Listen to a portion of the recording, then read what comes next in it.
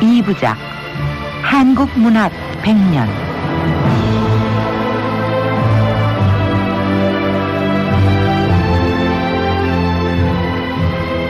오늘은 제2부 그 바람이 가는 곳 편을 보내드립니다. 이 프로그램은 에이스 침대, 남영나일론, 동원산업, 린나이 코리아, 세진 컴퓨터랜드, 한국수자원공사, 한화백화점, 현대자동차, 해태제과, 해표 유니레버, 종근당, LG화학, 두산아파트, LG전자 공동 제공입니다. 과학으로 만들면 침대도 달라집니다. 세계 두 번째, 에이스가 컴퓨터 무인 생산 시대를 열었습니다. 과학이 만든 침대, 이제 더 이상 같을 수가 없습니다. 침대는 과학입니다. 에이스 침대. 얼굴 예쁜 미인은 많아도 가슴 예쁜 미인은 드물잖아. 비비안 볼륨업 브라. 옆에서 모아주고 요 패드로 살짝. 비비안 볼륨업 브라.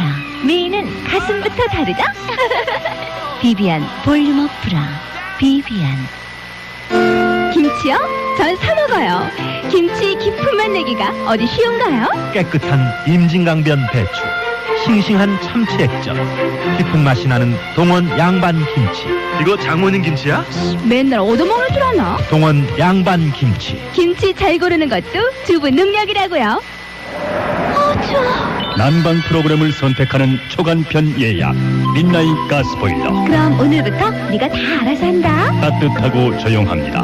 또 온수 샤워를 할 때에도 수온이 일정합니다. 린나이 가스보일러. 좋은 보일러가 좋은 집을 만듭니다. 이번에는 12월 16일 수원점 어정부점, 12월 23일엔 일산점 아산점이 동시에 탄생합니다. 세진돌풍 전국 컴퓨터. 세진 컴퓨터랜드 수원 의정부 일산 안산 동시대 탄생.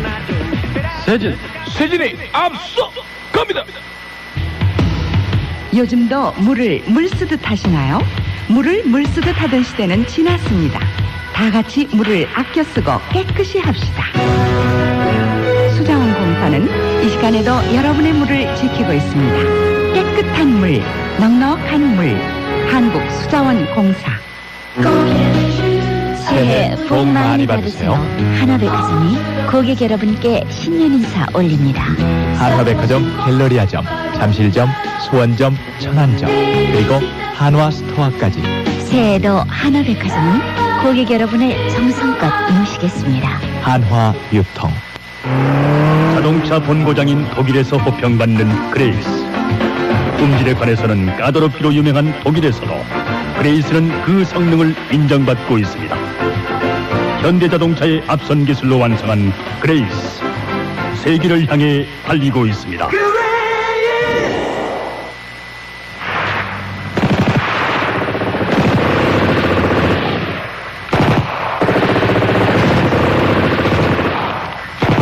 김신조를 위시한 북한의 모장군 31명이 서울에 침입했고, 동양통신 편집 간부 등 4명이 군기 누설, 반공법 위반 혐의로 구속되던 그해 1968년, 이웃나라 일본에서는 작가 가와바다 야스나리가 설국, 천우학 등의 소설로 스웨덴의 문학 아카데미에서 수여하는 노벨 문학상을 수상했다. 평론가 원영갑을 통해 가와바다 야스나리의 작품 세계를 다듬어보자. 설국은 그 설국을 우리말로는 는고자이라고 그럽니다. 는나디는 북쪽 지방이죠. 근데 거기 이제 온천시대인데 거기 가서 이제 시험을 했던 한 지식인이 결국 기생으로 있는 여인하고 연애 관계가 돼요. 근데 그것이 끝내 이루어지지 않죠. 그런 줄거리인데 그런 줄거리가 문제가 아니라 일본인으로서의 그 특유한 지극히 섬세한 감성적 정서요. 그것을 아주 잘 나타냈어요. 네, 그것은 사실 노벨 문학상 받을 만한 작품이었습니다. 차라리 우리는 노벨 문학상을 거론하지 말자. 8.15 광복 이후 처참했던 동족 상잔의 전쟁이 종전도 아닌 휴전으로 어물쩍 중단된 상태에서 1천만 이산 가족의 피 맺힌 비극도 풀 길 없는데 이승만의 자유당 정권은 장기 음모만 꾸미는 등 그야말로 이 땅에 살아남았다는 사실 자체가 구차하게 느껴지던 와중에서도 우리 시인이 시를 읊고 우리 소설가가 소설을 쓰고 있었다면 그 행위 하나만도 눈물겹도록 가상한 일이 아니겠는가. 그들은 작가라는 굴레를 하나의 숙명으로 받아들인 격이었으니. 경찰은 중정을 지켜라!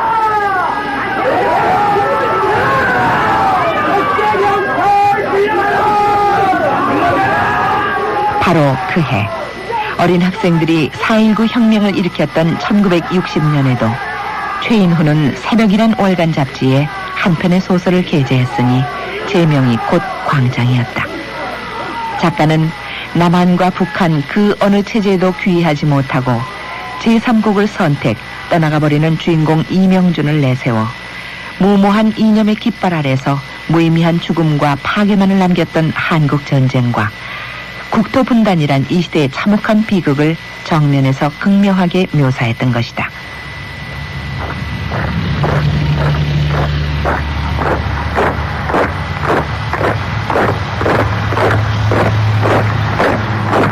그때도 서울의 봄은 짧기만 했다.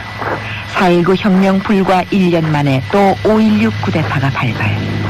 바야흐로 길고도 지루한 군사 독재 문화 시대의 서막이 열렸던 것이다. 그럼에도 불구하고 문인들의 숫자는 계속 늘어만 갔다. 마치 할 말을 참을 수 없는 사람들이 많기라도 하듯이. 그때까지만 해도 일반 국민들은 일제시대 작가들이 그러했던 것처럼 민중의 감정을 작가들이 대변해 주기를 기대하고 있었는지 모를 일이었다. 연례 행사처럼 각종 일간지에서는 신출문예를 통한 신인 배출에 앞장을 섰고 사상계나 현대문학 그리고 자유문학지에서도 역량 있는 신인을 찾아 시인이나 소설가 또는 희곡작가의 칭호를 건네주고 있었다. 1978년에 창건된 한국문인협회 발행 월간문학에서도 신인 추천제를 빠뜨리지 않았다. 그러나 한국적 풍토에서는 구도자적 정신이 없는 작가는 제갈 길을 찾을 수가 없었다. 그런 사실을 잘 모르는 신인 작가들은 데뷔작 한 편을 대표작이자 유일한 자기 유작으로 남겨둔 채 사라져버리기가 일쑤였고 작가라는 부업에 매달려 자기 생계나 가게를 꾸려나가기란 고양이 목에 방울 달기보다 더 어려운 일이 아니었던가. 결국 우리 동업 작가들인데 그러니까 문인협회 통계에 의할 것 같으면 한 500명 가까이 됩니다. 예, 그 중에서도 전업 작가라고 할까요? 전업 작가의 성격이라는 게 소설만 써서 생활을 한다.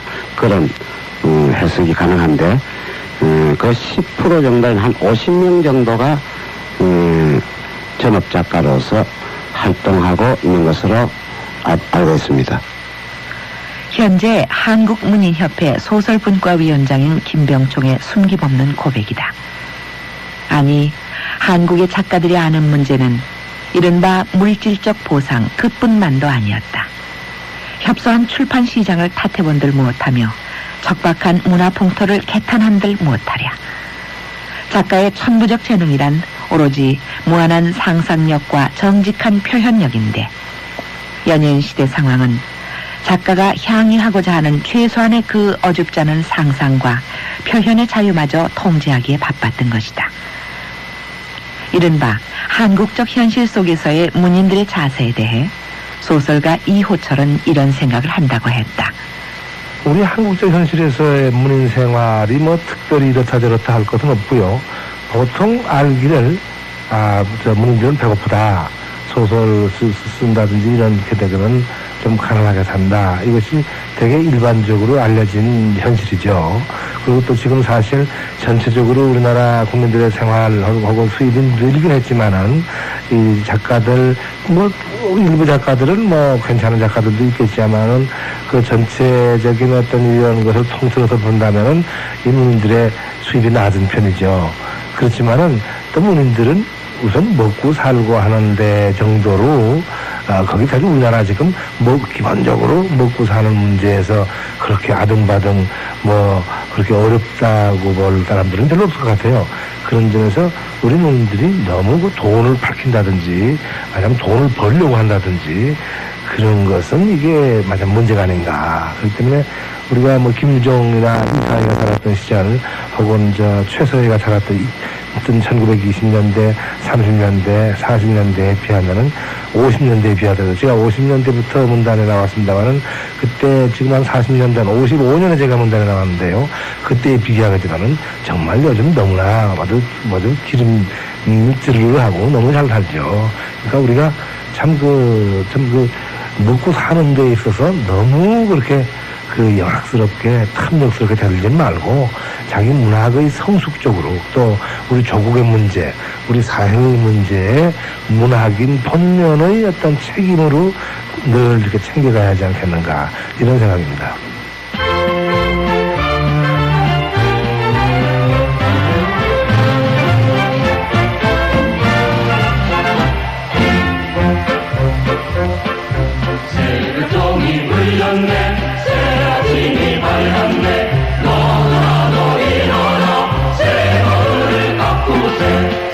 박정희 대통령이 통치하던 군사정권. 그들은 노골적으로 문인들의 작품 활동을 통제하려 들었으며 마침내 전 언론의 사전 검열 제도까지 도입했다. 원래 독재주의자의 생리가 그러하듯 그들은 자기들이 하는 일이 무조건 다 옳은 것이고 반대하는 부류들은 가차없이 적으로 간주하다시피 했다. 소설가 남정현. 그는 1961년에 자유문학지를 통해 안숙일 추천으로 문단에 데뷔한 젊고 패기만만한 유망주였다. 그리고 그는 1965년에 중편 너는 뭐냐로 사상계가 제정한 제6회 동인문학상 수상작가로 이른바 저항문학의 기수로 부상했던 것이다.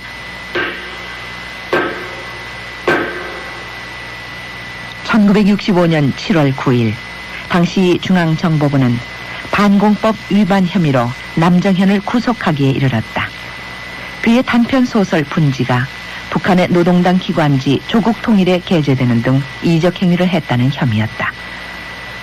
호풍환호하던 홍길동의 10대 소년 홍만수는 어머니와 여동생 분이의 손을 잡고 함께 해방을 맞이한다.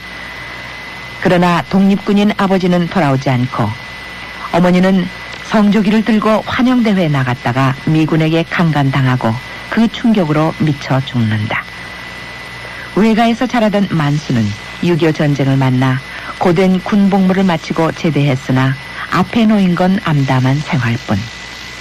걸식하며 방황하던 만수는 우연히 미군 스피드 상사의 정부가 된 분이를 만나 통분하지만 오히려 분이에게 얹혀 살며 양키 물건 장사로 연명하고자 한다. 대충 이런 식으로 전개되는 작품 분지의 스토리는 현실 비판을 주조로 한 이른바 저항 문학유임에 틀림없었다.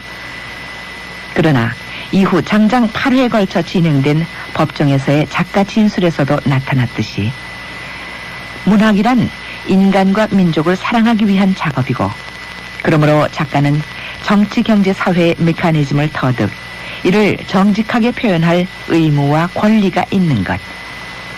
당시 특별 변호인으로 법정에 나선 작가 안숙일도 남정현의 무죄를 강변했다.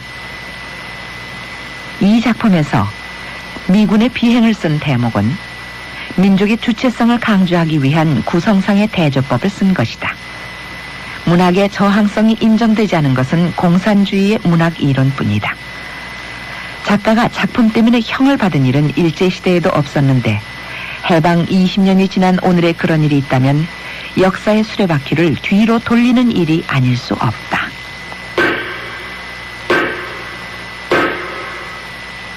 남정현의 뒤를 이어 저항시인 김지한은 국가보안법 위반 혐의로 사형 선고까지 받기에 이르렀다. 1969년 황토길로 시단에 데뷔한 그는 이듬해에 담시 오적을 발표 구속됐다가 2년 뒤에 담시 비어로 두 번째 필화를 겪었고 1974년 4월 또다시 구속돼 드디어는 사형 선고를 받았던 것이다.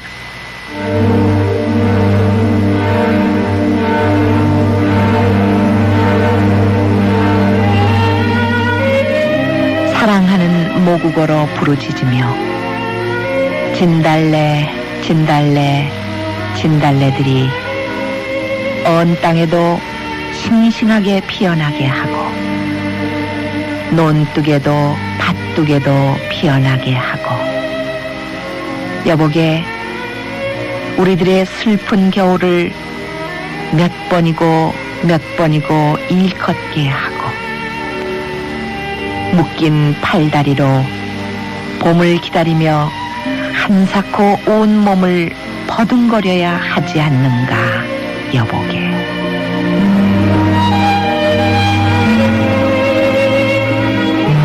소위 긴급조치 위반으로 줄줄이 묶여가는 민청 학년 사건을 지켜보며 유신치하의 이 땅을 겨울공화국으로 표현했던 광주의 양성우 시인. 그는 겨울공화국이란 이 시작 한 편을 읊었다는 이유로 중앙여고 교사직에서 쫓겨나 일자리도 얻지 못한 채 숨어다니며 오랫동안 미행을 당하는 인물이 돼야만 했다. 아니, 밖으로 드러나진 않았어도 당시의 유신정부는 많은 수의 문인들을 정보부 지하실로 끌고 가 갖은 수모와 더불어 혹독한 고초를 가했다. 사상계나 다리지 등 소위 지성인들이 애독했던 권위 있는 잡지들의 폐간 조치도 서슴지 않았던 그들이었다. 당시 정보부 내에는 문인들만 사찰하는 전문 요원이 근무하고 있었고 그들은 작품에 저항적인 요소가 조금만 있어도 아무런 법적 수속을 밟지 않고서 해당 작가를 강제 연행했던 것이다. 그와는 반대로 문명이 있는 작가들을 회유, 이른바 새마을 작품을 집필하도록 압력을 넣기도 했고 물론 저항의식이 문학의 대표적인 본질이거나 소설미학의 기본일 수는 없다. 따라서 저항의식이 강한 작품이 곧 훌륭한 작품이란 등식도 성립되지는 않는다. 그러나 정직한 작가가 필요에 의해서 작품으로 표현하는 저항의식만은 너그럽게 수용되는 사회가 인간의 기본적인 인권이 보장된 사회가 아니겠는가. 소설가 이호철의 경우만 봐도 그러했다. 그는 1962년에 달아지는 살들이란 단편소설을 사상계에 발표하면서 동인문학상을 수상한 작가로 이후에도 왕성한 의욕으로 작품을 발표하면서 문인 생활을 계속했는데 1974년 문인 시국 성명 발표 시에 사회를 보았다는 이유로 곤욕을 치르기도 했다. 역시 국가보안법 위반. 그러면 이호철이 국가보안법을 위반할 만큼 투사적인 인사였는지 그의 목소리를 직접 다시 들어본다. 동아일보에 서울은 만원이다 하는 소설을 연재했을 때를 그는 이렇게 회고한다. 서울은 만원이다를 동아일보 연재할 때 꽤 인기를 얻었었는데요. 그때 서울 인구가 전체 380만이었어요. 그러고 6개 구청이 있었고, 그러니까 지금 1000만이 넘어서 이 시점에서 보게 되면은 그때 서울을 만원이라고 했던 것은 참 엄살덩이 아닌가 이렇게 생각이 되네요. 그리고 그때의 생활은 뭔가 재래적인 우리의 그 재래적인 한국적 정서 같은 것이 있었고, 이제 뭔가 시중에는 전차가 있었고, 그리고 사람들도 지금처럼 저렇게 느라하게 영악하지가 않았어요. 저거는 이렇게 먹고 살기 위해서 모두 좀 그 안간힘을 쓰긴 했지만은 어딘가 인정스러움이 이렇게 깔려 있었고, 사람 사이도 재래의 한국적인 이런 정감이 이렇게 깔려 있었는데, 요즘은 너무 이 서울에서의 혹은 우리 전체의 어떤 인심이 너무 혹박해지고 각박해지고 이렇게 된 게 아닌가 싶은 생각이 들어요. 그래서 지금 66년이니까 꼭 30년 전이죠. 그때가 드디어 일말의 그리움으로서 이렇게 넘어다 버리네요. 네.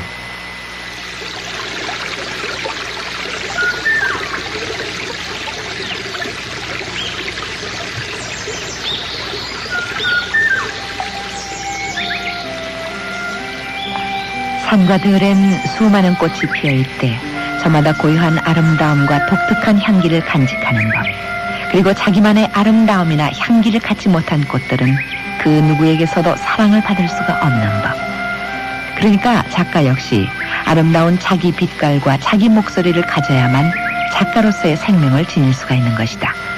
다시 말하면 저항문학을 선호한 작가들이 현실 참여론을 앞세우며 순환을 겪을 때에도 또 다른 생리로 태어난 작가들은 자기 꽃을 피우기에 여념이 없었다. 소위 순수 참여 논쟁이란 부질없는 입씨름일 뿐.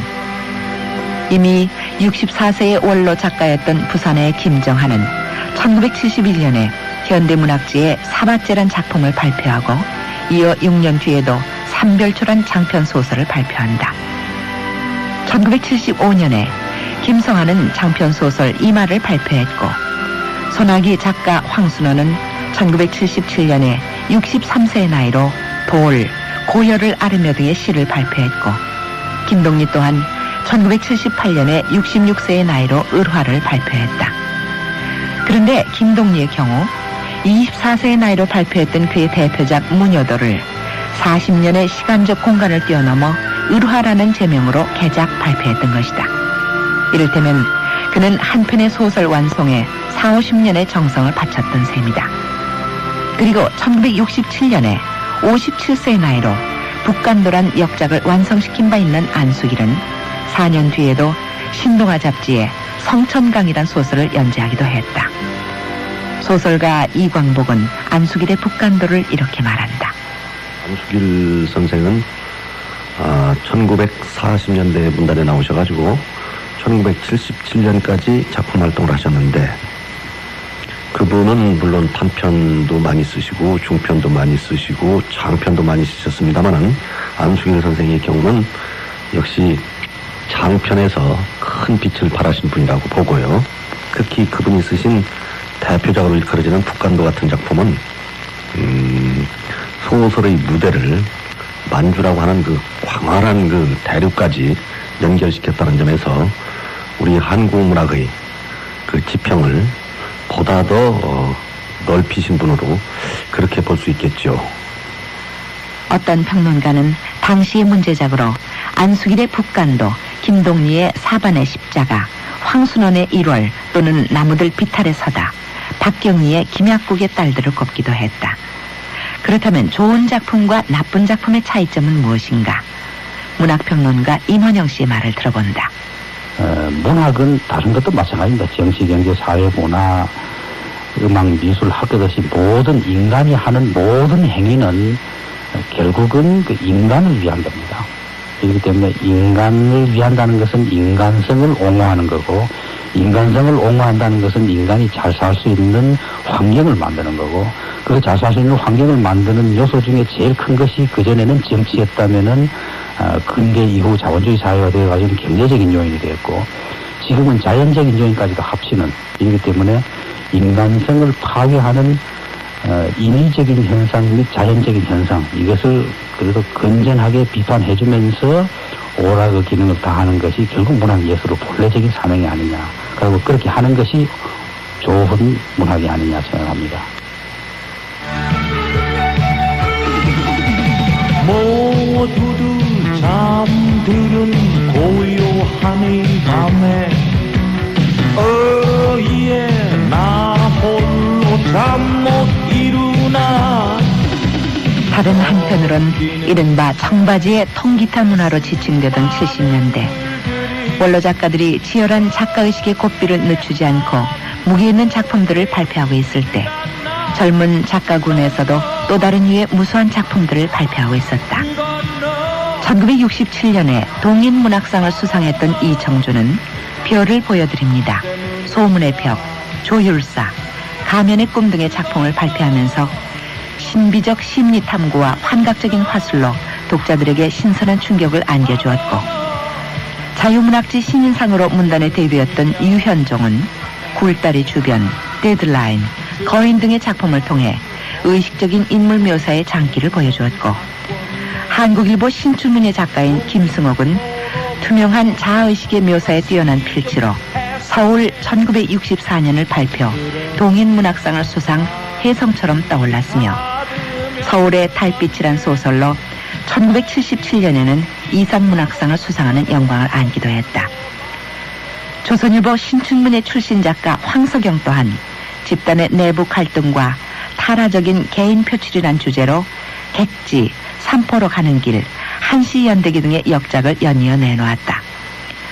알렉산드리아란 소설을 들고 문단에 나온 이병주는 관부연락선, 예낭 풍물지 등의 작품을 통해 실화적 허구와 내면의 객관화에 남다른 역량을 발휘했다. 김동리 추천으로 문단에 나온 이문구는 장한몽, 오자룡 등으로 민중의 아픔을 곧잘 그렸고, 최인호는 별들의 고향이란 작품으로 70년대 최고의 인기 작가로 자리매김되기도 했다. 어떤 이는 방인근의 청춘열차 인기를 정비석의 자유부인이 이어받았고, 그 뒤를 최인호의 별들의 고향이 이어받았으며, 그 뒤를 조선작의 영자의 전성시대가 이어받았으며, 그 바톤을 김홍신의 인간시장이 이어받은 것 같다며 인기 소설의 맥을 짚어보기도 했다. 그런데 조세희의 난장이가 쏘아올린 작은 공이나 요능길의 9켤레 구두로 남은 사내 역시 인기 소설이긴 했지만, 앞서 말한 대중소설과는 엄연히 궤를 달리한다는 게 많은 사람들의 공통된 의견이었다. 조세희나 요능길의 작품 속에는 적어도 한 시대를 고뇌하고 반성하게 하며 삶의 상황을 관찰하게 하면서 인간이 인간을 생각하게 만드는 호소력이 있다는 것이었다. 그러니까 80년대 최고의 인기 작가로 군림했던 이문열의 작품 사람의 아들 또한 후자편에 속한다고 분류되는 것이다.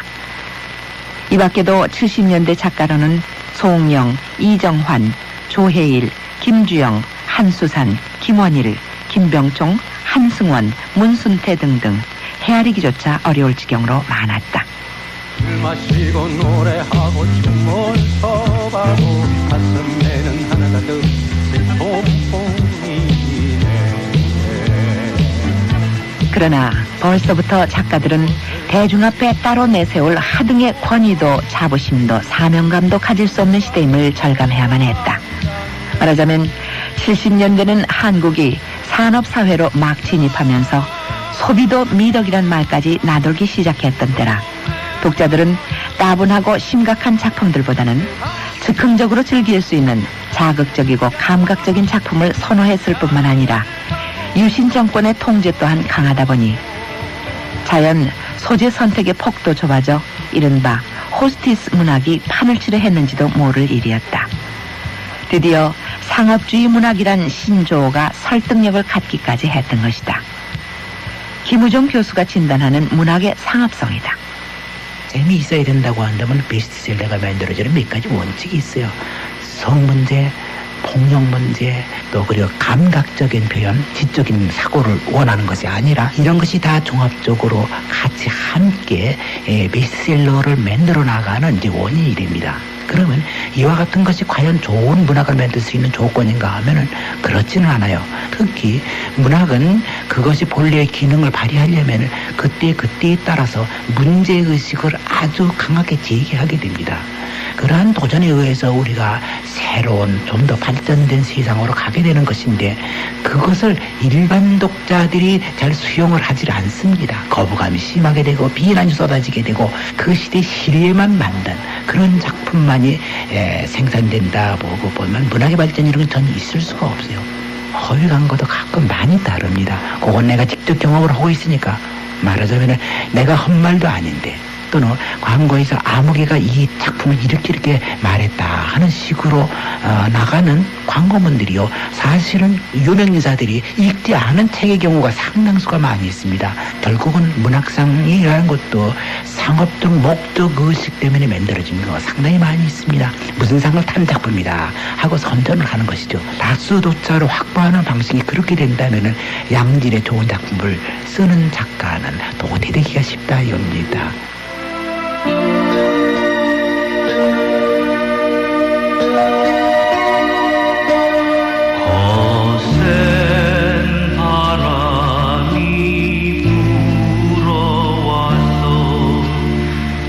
정권의 뒤를 이은 80년대 사람들은 한국의 80년대를 사륙과 야만의 계절이라 진단했다. 이른바 전두환 정권은 폭력을 앞세워 언론 통폐합을 강행하면서 창작과 비평 등 무기 있는 개간 문예주들을 일시에 폐간 조치해버리는가 하면 사랑과 한의 시인 박정만 등을 죽음의 계곡으로 밀어붙이기도 했다.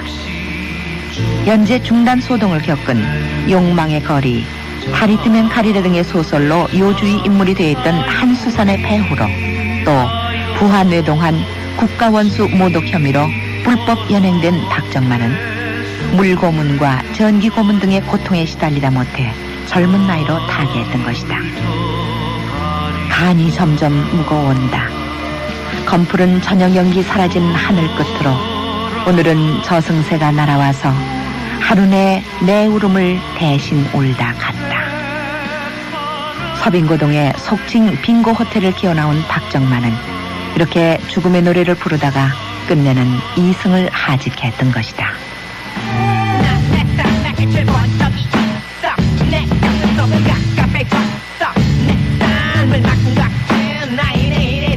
지금 우리는 90년대 중반을 넘어서고 있다. 무역 규모 1천억 불의 국민 1인당 GNP가 드디어 10,000불을 넘어섰다고 한다.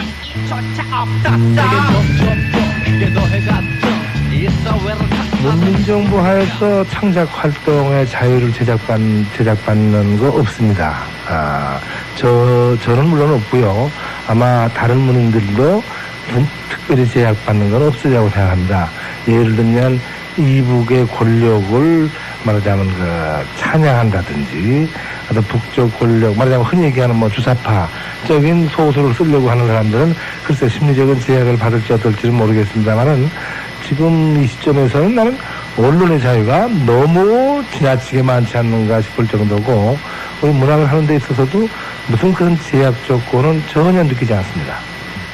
소설가 이호철의 증언에 의하자면 현재 한국의 작가들은 비로소 자유로운 하늘 밑에서 살아간다고 했다. 그렇다면 다시 묻고 싶어진다. 한국 문학은 노벨상에 얼마나 근접하고 있는가? 우리 문학이 바깥에 알려지고 또 바깥에서 그 세계성 있는 문학으로 평가되어야 되는데 과연 우리 문학이 세계적인 어떤 그런 세계성이라고 그럴까요? 어떤 세계적인 그런 인식을 받을 수 있는지 없는지 아직도 미지수입니다. 근데 한 가지 말씀드리고 싶은 것은 이제 우리 쪽에서 굉장히 소중한 이런 주제가 이제 우리와 다른 환경에 있는 다른 그 세계인들에게 공감을 가질 수가 있는가 이런 게 문제가 될 것 같습니다. 그러니까 되게 우리 작품의 중요성은 물론 우리 삶에 대한 그런 문제도 있겠습니다만 어려운 사회 상황과의 어떤 심각한 갈등 또 식민지 지하에 있어서의 어려움 이런 것들이 주제가 많이 됐는데 이제 그것이 이제 다른 외국의 문학평론가나 외국 독자들에게 우리가 느끼는 것이 똑같이 그렇게 공감을 할 수가 있는가 없는가 거기에 따라서 노벨 문학상이 받을 수가 있는가 없는가 그렇게 되지 않겠습니까? 서강대 이태동 교수가 진단하는 한국 문학과 노벨 문학상과의 거리이다. 물론 여기서 말하는 노벨 문학상은 한국 문학의 세계화 또는 이상적인 발전 지향점을 가리키는 말로서이다.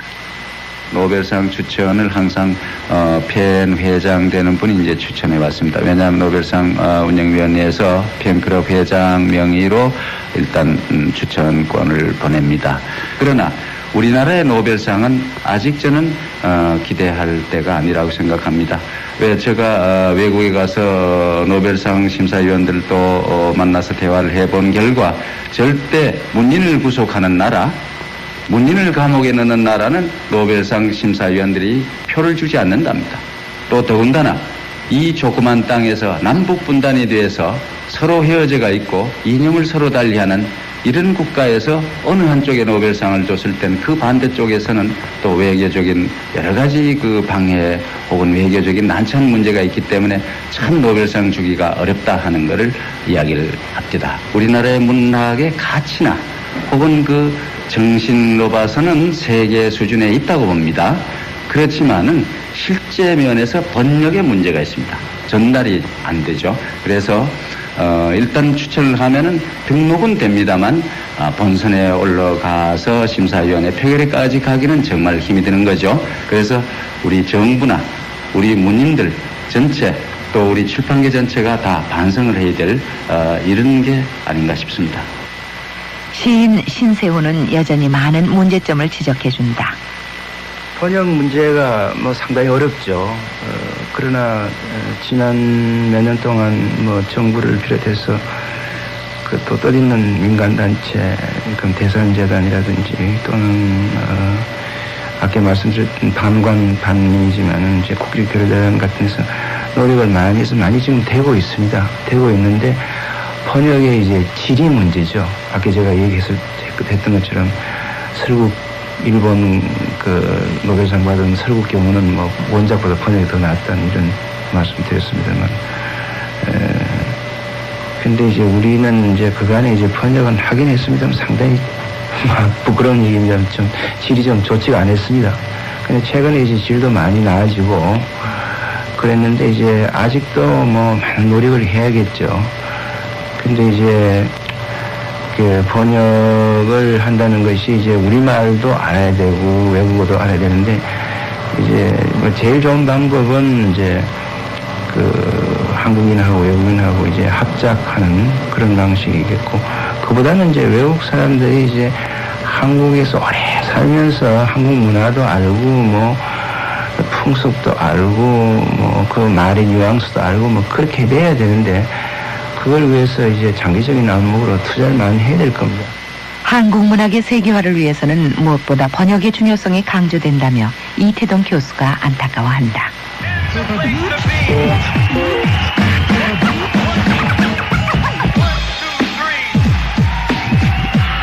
어디 그뿐이라던가 이른바 문제만 제기되고 말았던 친일 문학인들의 이론적 정리에다 문화부가 지정했던 소위 예술 창작촌 마을이 구호로 끝나버리고 말았던 졸속 예술 진흥책 문제에 북으로 간 작가들의 위상 정리 문제. 아니, 우리는 90년대의 모호함과 불확실성을 언제까지 두고만 봐야 할 것인가. 기성세대들이 서태지 그룹의 노랫말을 알아들을 수 없는 것처럼 기성 작가들은 신세대 작가들의 문법을 이해하기 힘들다고 한다. 조성기의 야훼의 밤이나 강석경의 숲속의 방이나 복고일의 비명을 찾아서 정도라면 이해가 가능한데, 장정일이나 이윤대령이나 이인화의 소설쯤이면 알쏭달쏭하기만 하단다. 전업 작가들로 자처한 이들 90년대 그룹의 젊은 작가군들의 생리는 랩송 가사처럼 들린다는 불평이다. 10시에 버스를 타고 집에 도착하니 9시 뉴스가 시작되며 성냥으로 담뱃불을 붙이고 라이터를 탁자 위에 놓았다 하는 식의 장정일의 문장이고 보면 어리둥절하지 않는 게 오히려 비정상적이란 결론이다. 다른 것은 어차피 제가 각오한 일들이니까, 가령 뭐 글쓰기 어려움이나 난해함이나 이런 것들은 다 자체하고, 항상 제가 내가 내 자신을 극복하는 일이 저한테는 가장 힘들고, 지금도 그게 늘 어려운 과제로 남아있고 그래요. 그게 좀 다른 말로 설명한다면은 내가 나를 이겨야 되겠다라는 그 극복에 대한 염이 굉장히 강해서 언제나 그 생각에 몰두하는 상황이라고 할까요? 그래서 왜 그런 생각들을 하게 되냐면은 글쓰기라는 게 꼭 그 동어 반복해서 똑같은 그 상품만 재생산하는 것이라면은 얼마든지 이 길이 즐겁고 단순하게 걸어갈 수 있겠지만은 항상 자신이 썼던 소설을 뛰어넘는 그 다음 소설에서 자신을 배반해야 하는 그런 운명이 작가이기 때문에 내가 내 스스로에게 갖게 되는 실망감, 절망감, 나는 왜 이렇게 넓어지지 않는가, 나는 왜 이렇게 깊어지지 않는가, 대한 그 절망이라는 것은 때때로 이 삶을 거의 포기하고 싶을 만큼 그렇게 강렬하고, 그래서 그것이 나를 작가로 사는 데 있어서 가장 힘들게 하고 그렇습니다. 최근 천년의 사랑이란 소설로 많은 독자층을 확보하고 있는 양 기자로부터 들어본 자기 극복의 고충담이다. 중견 소설가 이광복은 선후배 작가들의 작가 정신을 이렇게 비교 진단하기도 했다. 저는 지금 40대 중반으로서 선배 작가들도 접할 기회가 많고 후배 작가들도 접할 기회가 많습니다. 저희 그 선배들의 경우는 보다 더 그 문학의 본질, 즉 인간의 문제에 대해서 깊이 있고 넓이 있게 천착하려고 보다 더 노력했던 반면, 후배 작가들의 경우는 어떤 문학성보다도 책을 써서 널리 읽히는 것, 다시 바꿔 말하자면은 책이 많이 팔리기를 기대하는 그런 쪽에 무게중심을 더 두고 있지 않나, 그런 생각을 해봅니다. 물론 이원론적 가치관으로 어느 쪽이 옳으냐 어느 쪽이 그러냐에 대해서 이것을 일도양단식으로 재단하기는 어렵습니다만은, 그래도 문학을 한다면은 역시 인간 본질에 관한 문제, 그쪽에 더 무게중심을 두고 작품을 천착해야 되지 않을까, 그런 생각을 합니다. 원로 시인 구상은 신세대들에게 이런 말을 하고 싶어 했다. 특히나 이제 시의 경우에 있어서 그런데 그 작품의 어떤 주제나 제재 자체들이 너무나 그 존재론적인 의미에서 멀다는 사실, 네, 또 형이사학적인 의미에서 멀고, 단지들 어떤 소설에 있어서는 세태적인 거, 말하자면 오늘의 세상의 그런 구상적인 모습만을 모두들 그리고 그것을 갖다가 이렇게 반추한다는 건 되풀이하기가 일쑤고, 그래 또 시인들은 그 자의식의 세계에 너무 끌려가지고 거기에들만 하지 참된 의미의 그 어떤 절실성, 제재에 있어서 절실성 같은 것이 없고, 언어의 그 현란성이나 기경성이나 남을 놀래게 하는 그런 의미에만 너무 몰두했다는 거.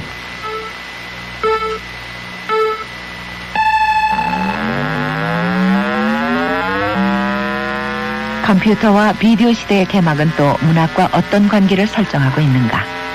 이미 지난 89년부터 이른바 컴퓨터 통신을 문학작품의 발표 공간으로 활용하는 작가들이 속출하기 시작했다. 하이텔에서는 하루에 150여 편의 작품에 오르내렸다고 한다. 20대의 이성수는 아틀란티스의 광시곡, 우먼 큐 등의 SF 소설로 인기 작가로 부상했고, 최근에는 서점가로 진출한 장여론의 작가도 인기 있는 컴퓨터 통신 문학 작가라고 했다. 그런가 하면 박경리의 대하소설 토지가 여전히 많이 읽히고, 조정래의 태백산맥, 아리랑 등의 대하소설도 많은 독자층을 형성하고 있다는 90년대. 그리고 오늘을 살아가는 한국의 젊은이들은 작고 시인 중에서는 윤동주의 시를 가장 사랑하고, 수천 명의 현역 시인들 중에서는 아직도 원로 시인 조병화의 시를 가장 아끼고, 황동규, 강은교, 이혜인 수녀의 시도 무척이나 좋아한단다. 그렇다. 90년대는 다양한 형태의 문학이 자유스레 공존하는 시대일지도 모른다. 상업주의 문학은 그 나름대로, 순수 문학은 순수 문학대로, 모더니즘은 모더니즘대로, 포스트 모더니즘 문학 또한 그 이론만큼 자기 영역을 확보해가고 있는지도 모를 일이다. 20년 전인 1970년대에 최고 베스트셀러가 10만 부였습니다. 지금은 뭐 300만 부, 400만 부가 되어버리는 정도로 엄청나게 늘어났습니다. 그에 따라서 작가들도 정신 바짝 차리고 작품 쓰지 않으면 그야말로 하루살이처럼 버림받아버린다고 하는 경고조차도 인식해야 하고, 우리 민족만이 가지고 있으면서도 그것이 세계적 보편성을 확보하고 있는 문제가 무엇인가? 그것은 아무래도 분단이겠죠.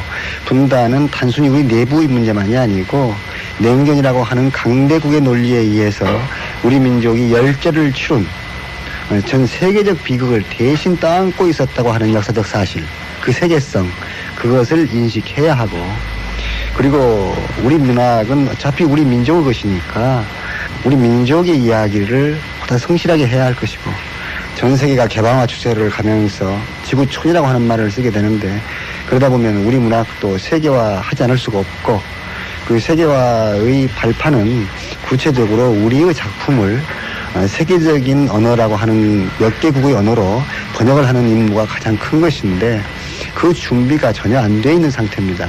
그래서 정부 차원에서 보다 구체적이고 체계적인 번역 사업을 추진하는 어떤 기구를 만드는 것, 그것도 앞으로 우리 문학을 위해서 마련되어야 될 일이라고 생각합니다. 태백산맥의 작가 조정래가 들려주는 한국 문학의 발전을 위한 길이다. 그 밖에도 많은 사람들은 한국 문학 지평을 넓힐 때라 말한다. 통일을 대비해서라도 보다 긍정적인 시야로 넓은 포옹력을 발휘할 때라고 말한다. 통일이 된다면 남북한 문학이 어떤 현상을 맞을 것인가? 한국교원대 성기족 교수의 얘기다. 통일을 대비해서 우리가 한국 문학을 조명해 보면은 여러 가지 어려움이 많이 예견이 되는 게 사실입니다.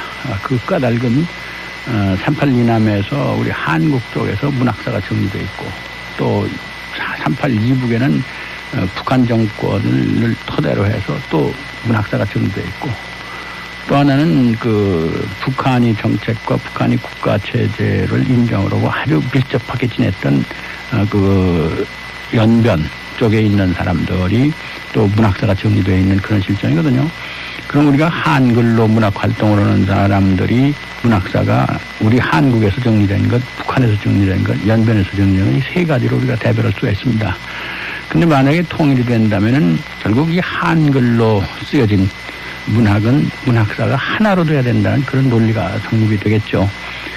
그렇기 때문에는 그 우리 문학사가 주류가 될 수가 있느냐, 또는 북한이 주류가 될 수가 있느냐, 연변이 주류가 될 수가 있느냐는 걸 상정을 해볼 때 어디고 주류를 형성하지 못하고 다 터놓고 새로 문학사를 기술한다는 문제가 결국 등장하게 됩니다.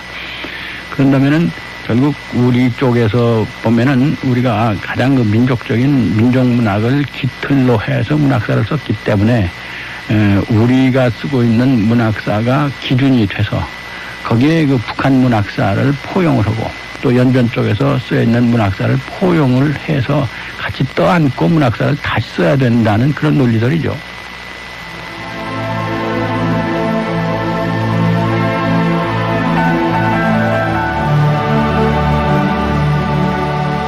우리는 모국어를 사용하는 연변 등지의 해외 동포 문인들의 작품에도 애정을 기울여야 할 것이다. 재미 작가 김은국, 최병현, 김용일, 제1동포 작가 이양지, 이휘성, 제 호주 작가 김동호 등에게도 많은 관심을 가져야 하리라. 표현의 수단인 언어는 다를지라도 그들 문학의 본질이 바로 우리 한민족의 고유 정서이고 보면 더욱 그렇다. 문학의 해 특집 전 2부를 마치면서 우리는 다시 한번 거창한 물음을 던져본다. 한국 문학이 노벨 문학상을 수상하려면, 그러나 물음이 거창하다고 대답 또한 거창할 필요가 어디 있는가? 작가들은 좋은 작품을 열심히 쓰라. 그리고 우리들은 한국의 작가와 한국의 작품들에 좀 더 많은 애정을 베풀자. 한국 문학 발전의 길은 결코 멀리 있지 않으리라.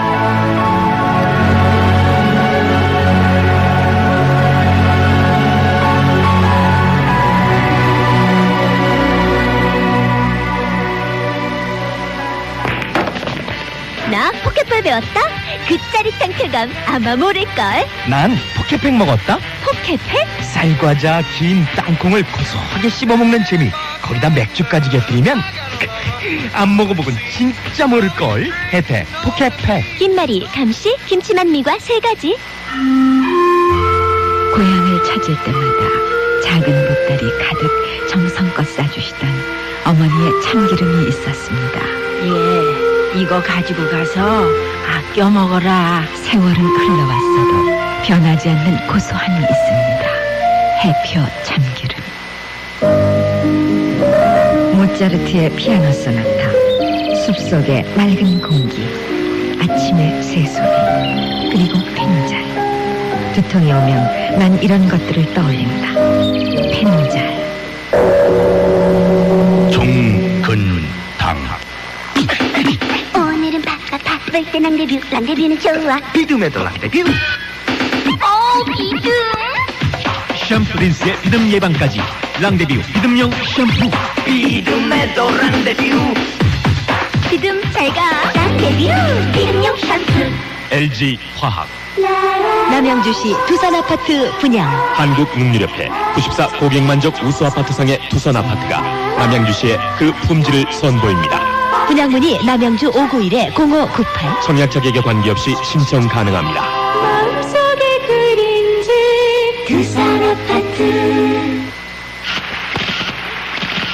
이번에는 12월 16일 수원점 어정부점, 12월 23일엔 일산점 아산점이 동시에 탄생합니다. 세진돌프 전국 깡터. 세진 컴트렌드 수원 의정부 일산 안산 동시 대탄생. 세진이 앞서 갑니다. 어이, 자네도 보트로 바꿨나? 그럼 덜 먹고 잘 뛰니까 더 말할 게 있나? 난 10만 킬로미터나 뛰었는데도 끄떡없다고. 이런 일손 또 있나? 흘르르 조용하고 편해서 노래가 절로 나온다고. 오늘 이 포터 통창이 하나? 1톤 중에 1톤 포터 아닙니까? 휴대폰 통화 참 힘드시죠?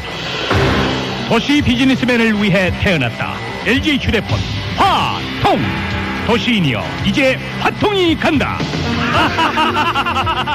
LG 화통. 통화는 화통하게.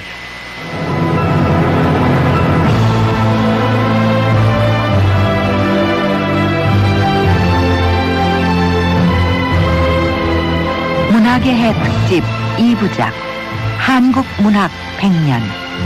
오늘은 그 두 번째로 그 바람이 가는 곳 편을 보내드렸습니다. 지금까지 기술 최정호, 효과 조병식, 음악 윤주영, 기획 박동주, 구성 김영모, 연출 전문수, 해설 이선영이었습니다.